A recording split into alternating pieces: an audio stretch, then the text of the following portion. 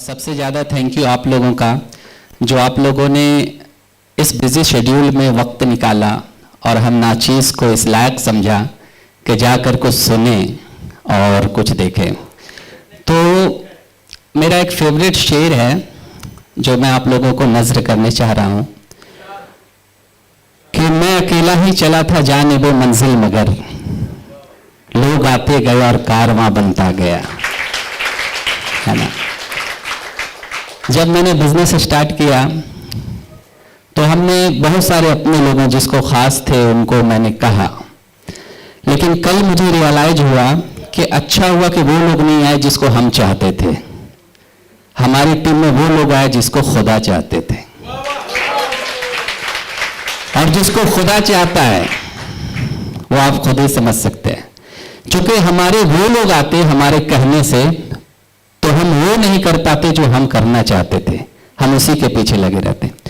तो फिर उस वक्त मुझे ये लगा कि भाई हमारी बात ये लोग क्यों नहीं समझ रहे हैं। लेकिन अभी पता चला कि हमारे लिए ऊपर वाले ने कुछ अलग प्लान करके रखा था। वो इसलिए नहीं समझ रहे थे कि उस वक्त हम नहीं समझ रहे थे कि ये लोग आ जाएंगे तो हम आप लोगों से रूबरू होने का मौका मिलेगा, है ना। तो मैं एक और शेर अर्ज करना चाहूंगा आप लोगों का कि तुमने चाहा ही नहीं हालात बदल सकते थे। तुमने चाहते ही नहीं है, सिर्फ कहते हैं ना। तुमने चाहा ही नहीं हालात बदल सकते थे, नर्म लहजे से तो पत्थर भी पिघल सकते थे। और तुम ठहरे रहे झील की पानी की तरह, तुम ठहरे रहे झील की पानी की तरह, दरिया बनते तो बहुत दूर निकल सकते थे। दरिया बनते तो बहुत दूर निकल सकते थे। जुनैद सानी कह रहा था 2 साल पहले, भाई कर ले, ठहरे रहे। कैसे?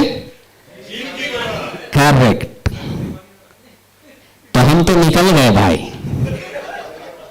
तुम अपना देख ले, है ना।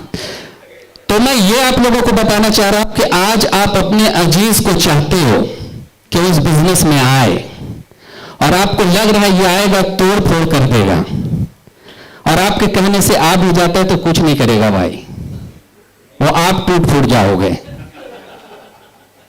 है ना। तो आपके अजीज अगर नहीं आ रहे हैं तो आप टेंशन मत लो, क्योंकि ऊपर वाले ने आपके लिए कुछ अलग प्लान करके रखा है। आप बस मेहनत से लगे रहो और कामयाबी आपको मिलेगी, है ना। लोग कैसे चाहिए मुझे? जुनूनी चाहिए। एक राहत इंदौरी का शेर है कि सिर्फ खंजर भी नहीं आंखों में पानी चाहिए, सिर्फ खंजर भी नहीं आंखों में पानी चाहिए, या खुदा दुश्मन भी मुझको खानदानी चाहिए, या खुदा दुश्मन भी मुझको। ऐसे वैसे को बिजनेस पार्टनर बनाओगे ना भाई तो तकलीफ हो जाएगी।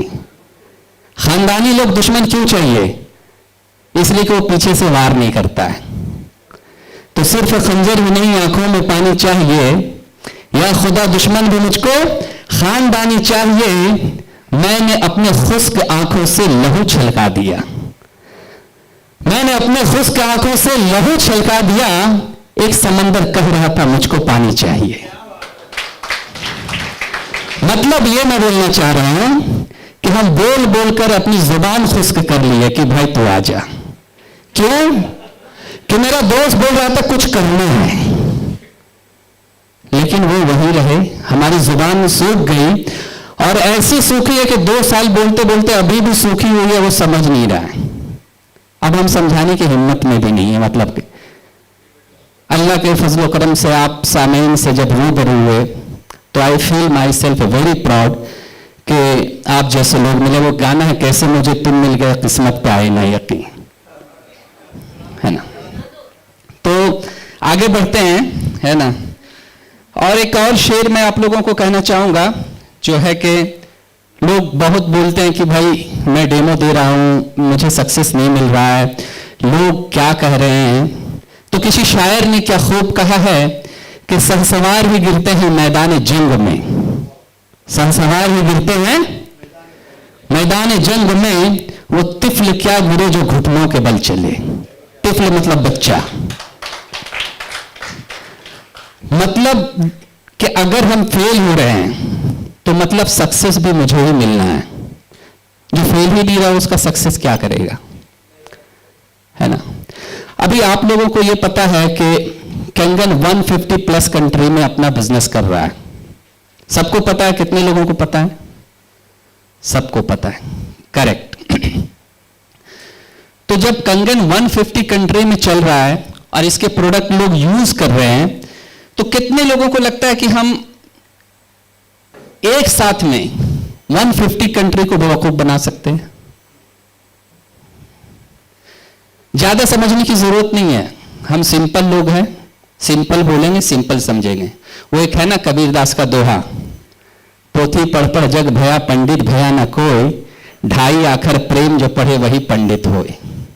करेक्ट ना। तो समझने के लिए इशारा काफी है कि अगर 150 कंट्री में ये टेक्नोलॉजी एक्सेप्टेड है तो भाई चीज तो दमदार है, इसमें ज्यादा दिमाग लगाने की जरूरत नहीं है। अब 150 प्लस कंट्री में है तो इसके लिए मैंने कुछ इशारे लिखे हैं कि सारी दुनिया इसका जमाना लगता है, सारी दुनिया इसका दीवाना लगता है, कंगन का अब तो जमाना लगता है, पल भर में किस्मत बदल देता है ये, खुशियों का ये तो खजाना लगता है, खुशियों का ये तो खजाना लगता है।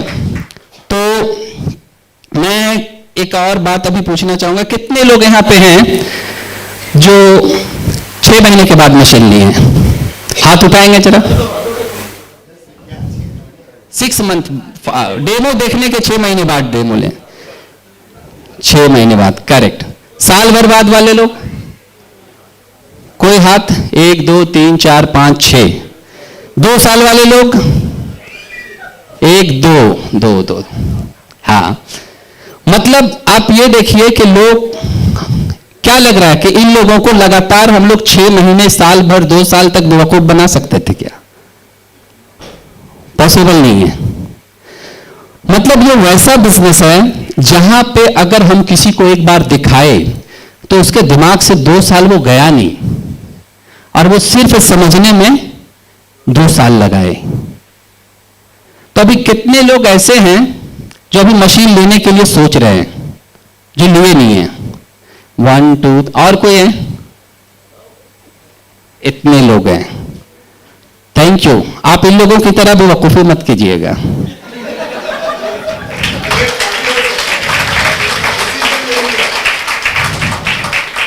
है ना, अपने को चालाक होना अच्छा है ना, ज्यादा चालाक नहीं बनना है। ज्यादा चालाक लोग, कल ही एक आदमी से बात हो रही थी, तो डिस्कशन चल रहा था मेरा, तो बोला मैं सोचता हूं भाई, सोचता हूं, सोच के देखते हैं, समझ के देखते हैं। मैंने बोला अभी तक समझ के क्या कर लिया? जेट ले लिया, प्राइवेट प्लेन ले लिया, क्या किया समझ के? तो साला ऐसी समझदारी का क्या जो समझ करके कुछ हुआ ही नहीं।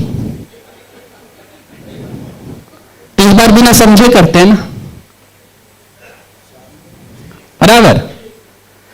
तो मैं ये बोलूंगा कि जो लोग अभी भी समझ रहे हैं, मैं ये नहीं, आपकी समझदारी पे हमको डाउट नहीं है, है ना, बट जब आप यहां आए हो और एक चीज आपको मिली है तो उसको समझने में टाइम वेस्ट मत करो। कुछ हमारे लोग थे जो आज भी समझ ही रहे हैं, है ना, लेकिन आज आप लोग हमारे साथ आए, आप लोग हमारे साथ जुड़े, ये हमारी खुशकिस्मती है। अभी हमसे कोई लोग पूछता है कि जुनैद भाई आपकी टीम में कितने 6A लोग हैं? कितने लोगों ने इंडिया में कितना 6A किया, कितना -3 किया, कितना -4 किया? तो मुझे स्कूल का टाइम याद आता है कि जब कोई कंपटीशन हम तैयारी करते थे ना, तो जो कमजोर स्टूडेंट होता था वो सबसे पहले ये देखता था, अच्छा ये कंपटीशन रेलवे का निकला, कितना सीट है इसमें? तो अगर बोला 2000 सीट है ना, इसको नहीं भरेंगे यार, 10,000 होता तो भर डालते। लेकिन जिसको खुद पे भरोसा होता है ना, वो सीट नहीं पूछता है, बोलता एक है ना, उसको एक ही तो चाहिए ना।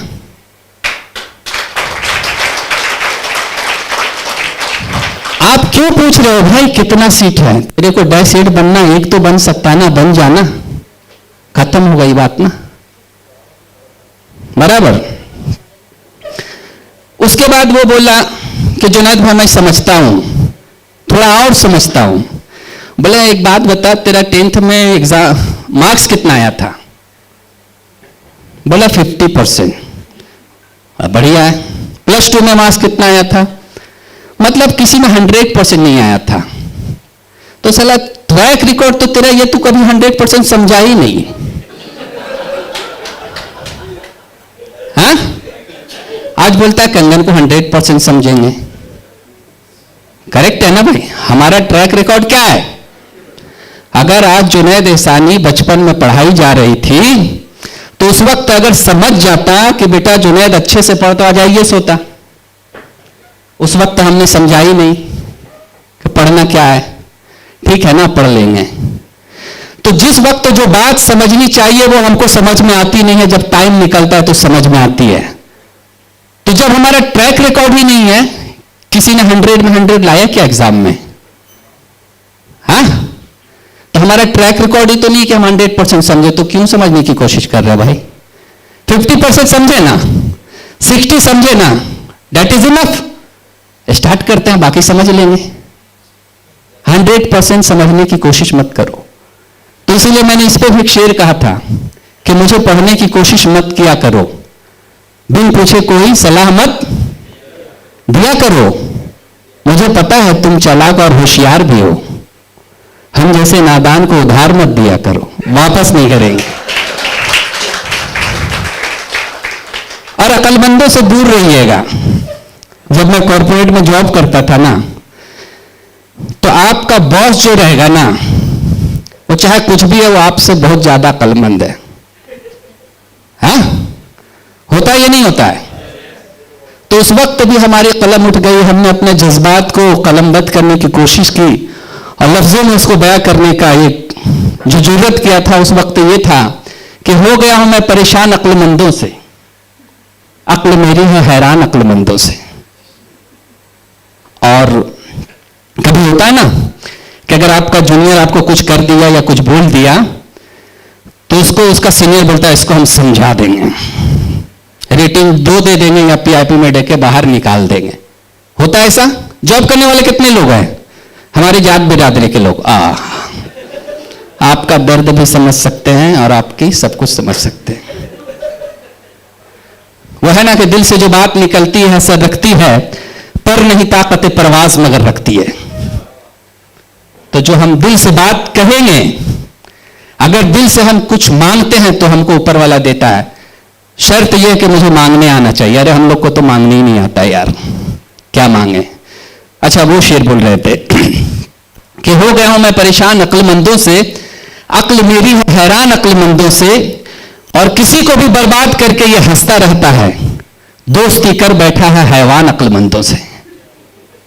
दोस्ती कर बैठा है हैवान अक्लमंदों से, और मेरी मानो तो खुद को एक इंसान बना लो, ये करते हैं ऐलान हम अक्लमंदों से।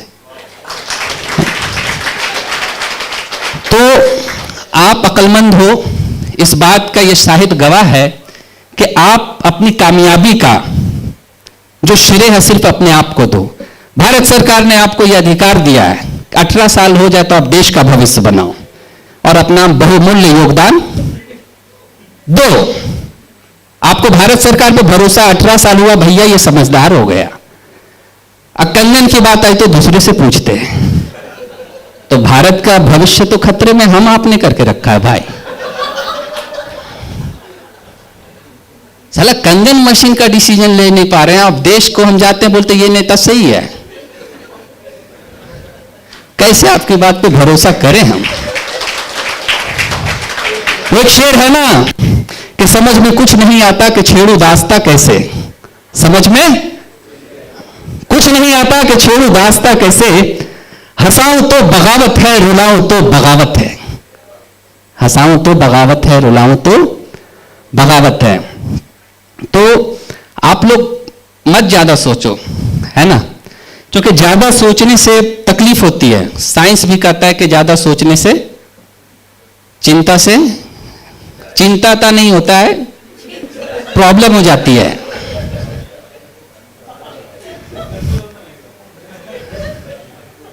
भाई सही जा रहा है ना? शरीर घटेगा, पैसा भी घटेगा, और चिंता से जब बीमारी बढ़ेगी ना, तो कंगन है तो थोड़ा संभालेगा, लेकिन ज्यादा नहीं संभाल पाएगा चिंता को, है ना? तो चिंता मत कीजिए। लाइफ में क्या होगा, ज्यादा से ज्यादा जाएगा ना भाई। लाइफ में इंसान कोई खोता नहीं है। आज जुनैद एहसानी कंगन मिल गया तो ऐसे हम, इसका मतलब ये नहीं है कि जैसे शाहिद बता रहे थे, राकेश जी हमारे साथ थे, शाहिद अख्तर हमारे साथ थे। जब हमको बहरैन का ऑफर मिला, हमने रिजेक्ट किया तो हमारा चेहरे का रंग उड़ गया था। तो शाहिद अख्तर ने दूसरे दिन बोला कि सर जब आप रिजेक्ट किया ऑफर को तो आपका चेहरा उड़ गया था। भाई किसी को अगर हम ना बोल रहे हैं 60 लाख का, और जब चाहिए था तब मिला नहीं, और जब नहीं चाहिए था तो मिला। तो जब वो ऑफर मिला तो मेरे दिमाग में यही बात आई कि जब आप सक्सेस की तरफ होते हो ना, तो बहुत सारी चीजें आपको डिस्ट्रैक्ट करने के लिए आएगी। और जो इंसान अब महीने का 50-60 लाख सोच रहा है, उसको उस साल का 50-60 लाख क्या कर पाएगा?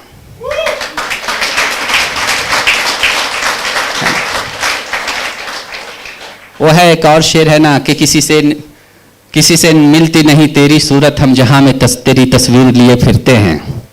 तो जब इस बिजनेस का पोटेंशियल समझ में आया, समझ में तो अभी नहीं आया है एक्चुअली, कहे कंगन को 2 साल हो गया है, तो मुझे आज भी मैं कंफ्यूजन में हूं कि इसके बिजनेस को मैं, ऐसा क्या है कि यहाँ पे जो 2000 करोड़ के लोग हैं, मैं जानता हूं ऐसे ऐसे लोग, 5000 CR का उनका बिजनेस है, और मतलब कि ऐसे लोग हैं, मुझे ये समझ में नहीं आ रहा है। मैं एक दिन मुनीर सर से डिस्कशन कर रहा था, हमारे सर हैं एक, कि सर ऐसा क्या चीज है जो अभी भी हम नहीं देख पा रहे। तो शायद मुझे उस वक्त लगा कि मेरा बैकग्राउंड जो है जॉब का है, 15 साल का, है ना। और बड़े बड़े बिजनेस, वो बिजनेस को शायद समझते हैं हमसे बेहतर। कहा गया कि एक हीरे की परख एक जौहरी को होती है, तो एक सही बिजनेस की परख एक सही बिजनेसमैन को होती है। तो हम इसी धुन में पड़ लगे हुए हैं कि अगर इतने बड़े बिजनेस टाइकून इसको ज्वाइन कर रहे हैं, तो कुछ तो है जो अभी भी हमसे मिसिंग है, और इंशाअल्लाह इसको हम समझने की कोशिश करेंगे और आगे जाकर समझेंगे। तो कोई बात अगर आपको समझ में नहीं आ रही अभी, तो मैं आप लोगों से ये बोलूंगा कि कीजिए, स्टार्ट कीजिए, धीरे धीरे समझ में आ जाएगा। प्रॉब्लम क्या पता है, सिगरेट सेहत के लिए हानिकारक है, लिखा रहता है ना, क्या डिस्क्लेमर कुछ लिखा रहता है, तो वो किसी से नहीं पूछेगा कि कितना हानिकारक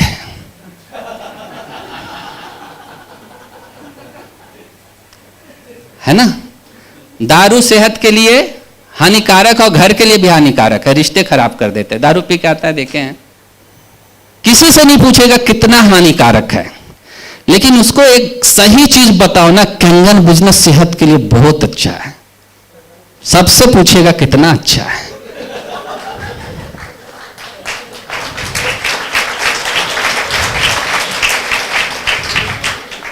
है ना।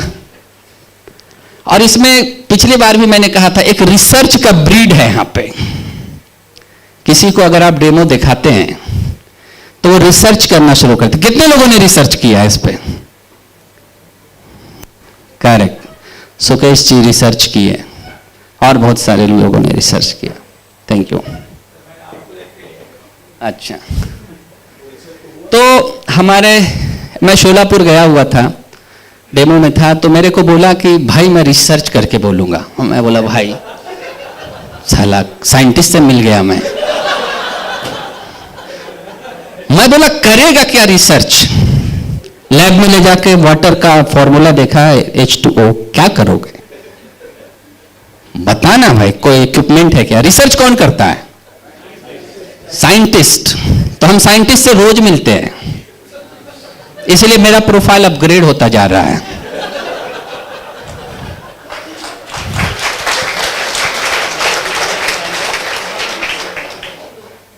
तो मैं बोला क्या रिसर्च करोगे? एक पेशेंट को जिसका टनल खराब है, उसको 3 महीना पानी पिलाओगे, अंदर से इंडोस्कोपी करोगे? है क्या? बोला नहीं जुनैद भाई, फिर भी मेरे को रिसर्च करना है। बोले भाई तू ये देख रिसर्च की, जुनैद भाई ये बोल रहा है रिसर्च के लिए तो वेल इक्विप्ड नहीं है। हम जैसे साधारण लोग इतनी कैपेबिलिटी होती कि हम रिसर्च कर लेते तो आईएएस तो बन ही जाते, जहां से मैं बिहार से बिलोंग करता हूं, है ना। तो आप ये देखो कि जुनैद एहसानी बोल रहा है कि anti cancer institute of America का साइट पे पहला रिकमेंडेशन कैंगन वाटर का है। प्रोडक्ट कहां का है? जापान का। और यूएसए में anti cancer institute of America इसको रिकमेंड कर रहा है। दोनों के रिश्ते कैसे हैं यूएसए और जापान का? हाँ, सास बहू का। लेकिन यूएसए मजबूर है इस प्रोडक्ट को अपने ऑफिशियल साइट पे प्रमोट करने के लिए। इससे बड़ा रिसर्च क्या चाहिए? ये बोल, वो जाके देख, है ना, कि जुनैद एहसानी सही बोल रहा है या नहीं बोल रहा है।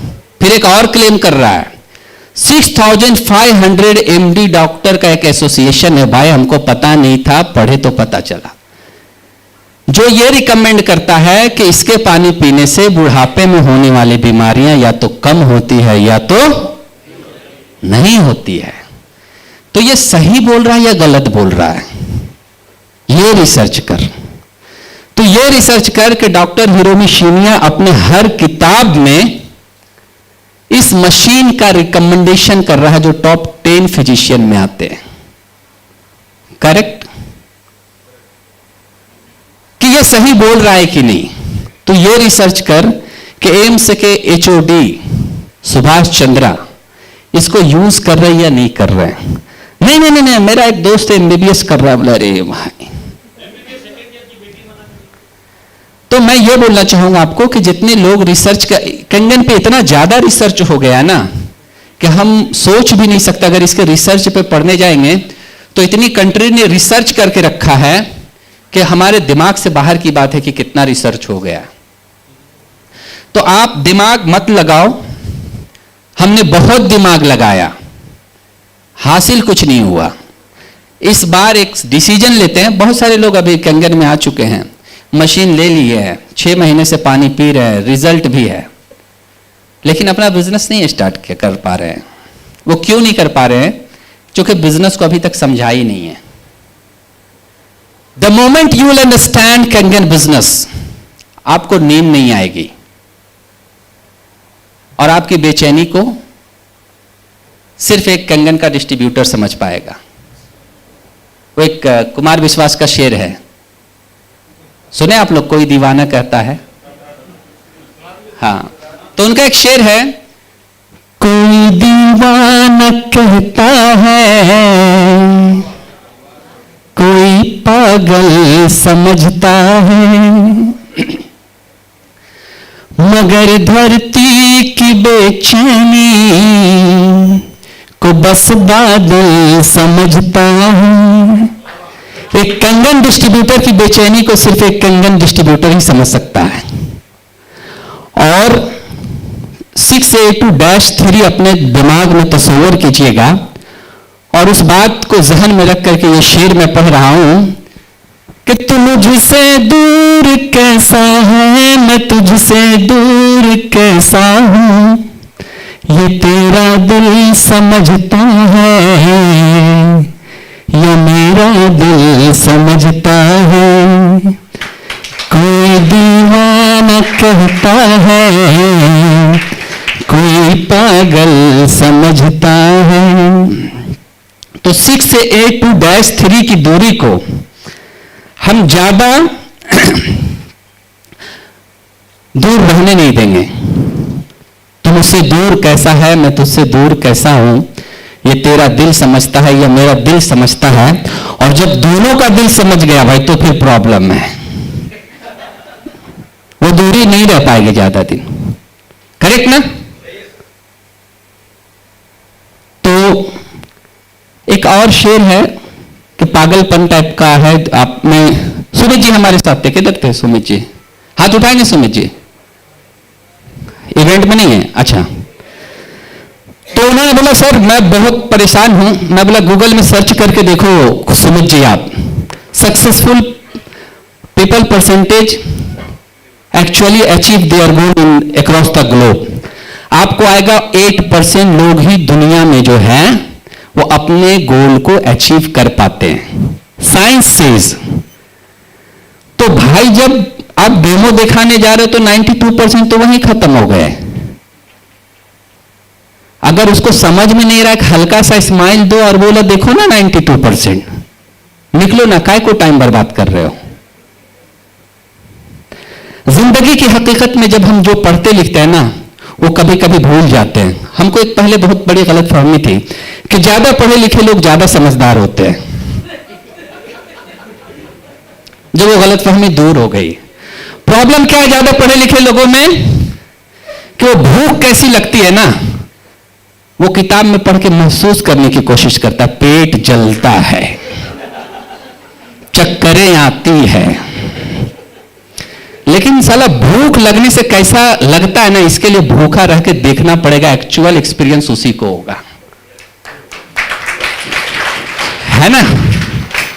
तो एकदम दिमाग से मैं अब कोई भी बोलता है I am doctorate, I am double है ना फाइनेंस इन MBA, मैं समझ जाता हूं ये सिर्फ पढ़ा है भैया। चूंकि आपको जिंदगी की हकीकत तब समझ में आती है जब आप जॉब कर रहे हो और आपका माँ बाप बीमार है और आप लीव अप्लाई करते हो और आपका लीव रिजेक्ट होता है ना। लेकिन उस वक्त क्या होता है, हम किसी से कह नहीं पाते जो no I am drawing this much salary, कैसे बोले हाँ ठीक है लीव रिजेक्ट हो गया। जब हम पढ़ाई करते हैं तो हमारा फॉर्मूला बचपन में क्या होता है, ऐसे में अगर एक कोई पेपर देख रहे हैं history, geography, physics, chemistry, bio, तो अगर टाइम है ना शायद 5 मिनट, ठीक है। तो एग्जाम आता है तो सबसे पहले देखते हैं अगर केमिस्ट्री का है तो हम देखते हैं फिजिकल केमिस्ट्री से कितना क्वेश्चन आएगा, ऑर्गेनिक से कितना आएगा, चैप्टर वाइज देखते हैं, करेक्ट। और जिसमें ज्यादा स्कोर करना होता है फिजिकल केमिस्ट्री से भाई 60% नंबर आएंगे, पहले हम फोकस करेंगे फिजिकल केमिस्ट्री पे। इनऑर्गेनिक 20% है, रखना इसको साइड में थोड़ा।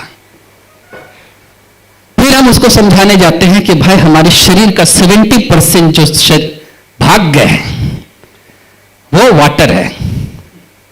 फोकस कहां करना चाहिए हमको, अभी तक पढ़ाई पे अमल नहीं किया, इसीलिए एग्जाम वगैरह में हम लोग थोड़ा सा, अरे इतने दिन पढ़े हो उसका तो कुछ तो सीखो भाई।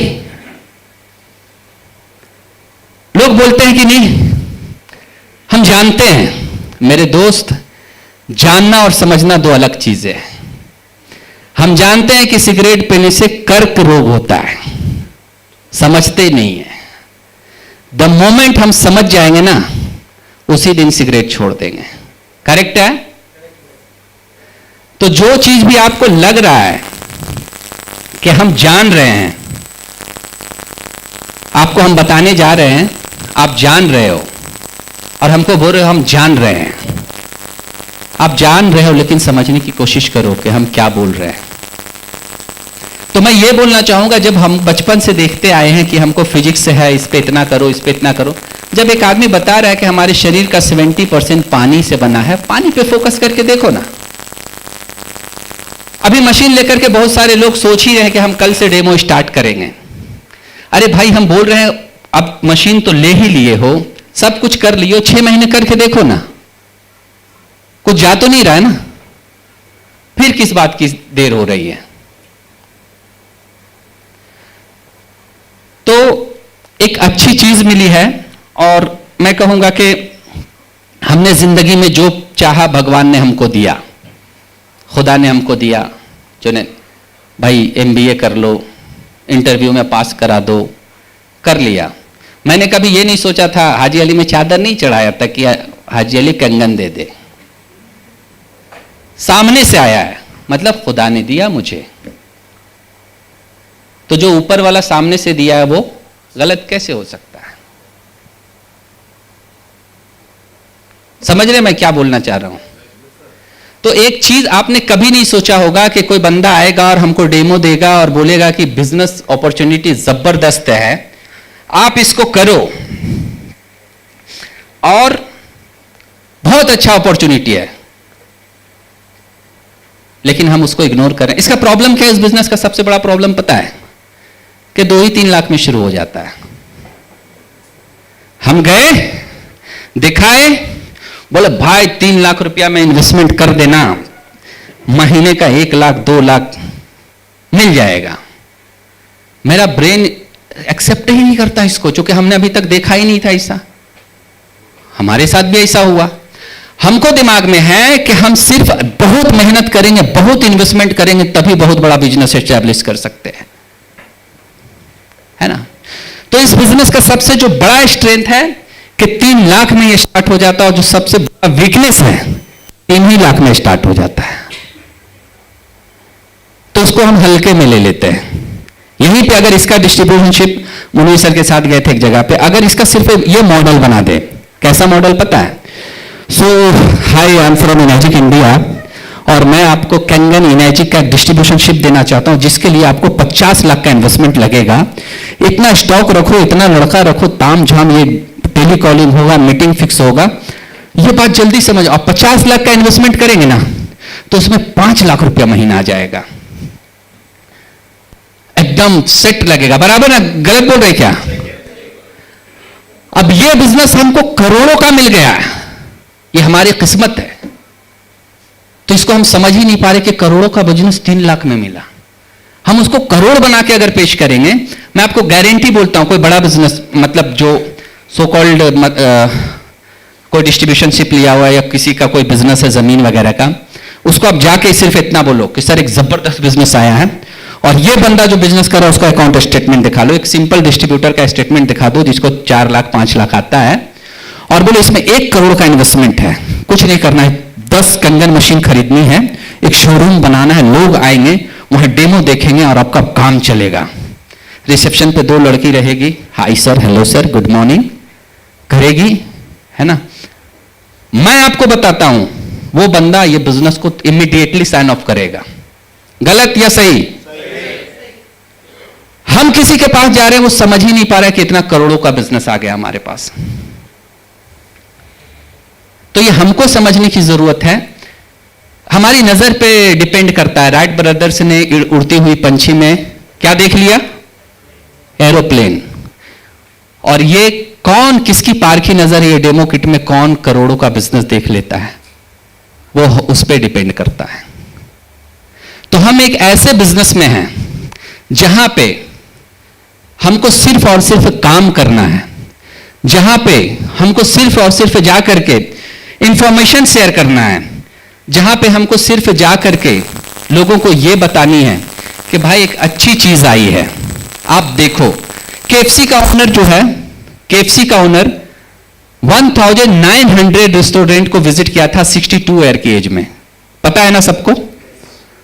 होप के सबको पता होगा।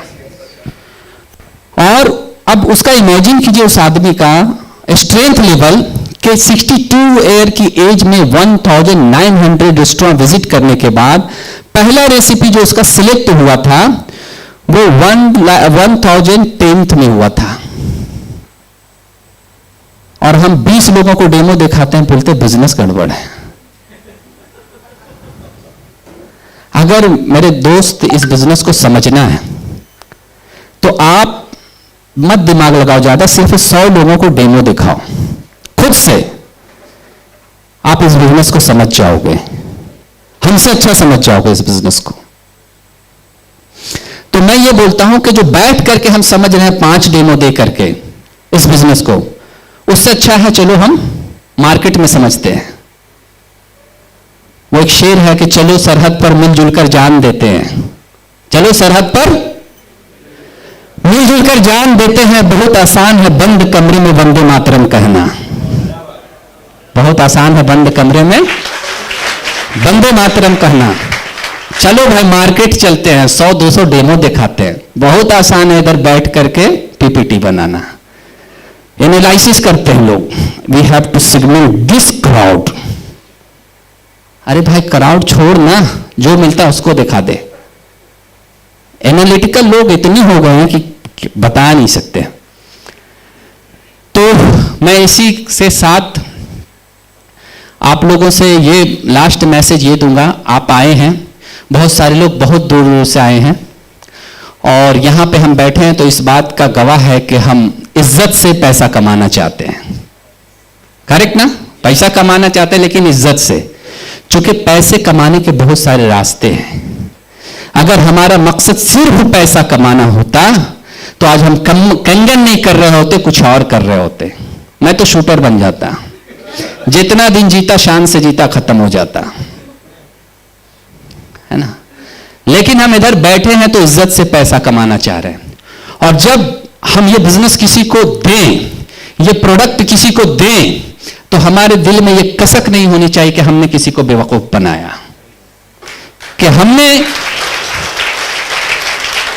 क्योंकि हमारी परवरिश ऐसी है, हमारी परवरिश ऐसी है कि हमने कभी सीखा ही नहीं कि दूसरों का घर बर्बाद करके हम अपना घर बनाएं। तो हम उस बिजनेस में हैं जहां पे हमको 0% झूठ बोलना है, जहां पे हमको कुछ मिसगाइड नहीं करना है। जो हम नहीं करते वो हमारा प्रोडक्ट कर देता है। अरे दुनिया में ऐसा कौन सा प्रोडक्ट है जो आप किसी के पास ले जाओ और उसको दिखाओ और बोलो कि ठीक है, हम आपको नहीं समझ में आ रहा, 10 दिन आप पहले यूज करके देखो, उसके बाद हम डिसीजन लेंगे। कौन सा ऐसा प्रोडक्ट है? एक भी नहीं है। तो जब मिला तो क्यों सोचे आप सोनू भाई 2 साल?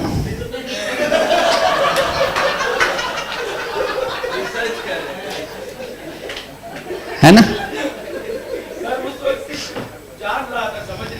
तो वो शक की निगाहों से सबको देखना बंद कीजिए भाई, कि शक में आबाद घर बिगड़ते हैं कहा जाता है। तो वक्त हमारा हो चला है और आप लोग आए घर में, हमारी खुदा की कुदरत है। कभी हम अपने आप को और कभी अपने घर को देखते हैं। तो इसी सब बातों से मैं अपने आप को आपसे रुखसत करना चाहता हूं और ये गुजारिश करना चाहता हूं कि आप आए हाँ, और इतने अपना टाइम निकाल करके आए, तो आप एक डिसीजन लीजिए और किसी भी इवेंट को किसी तरह से मिस मत कीजिए। आपकी दुआएं हमारे साथ होनी चाहिए और हमारी दुआएं आपके साथ होनी चाहिए। एक नेक काम, एक अच्छा काम हम मिलजुल करके करते हैं और एक अलग दुनिया का आगाज करते हैं। Thank you.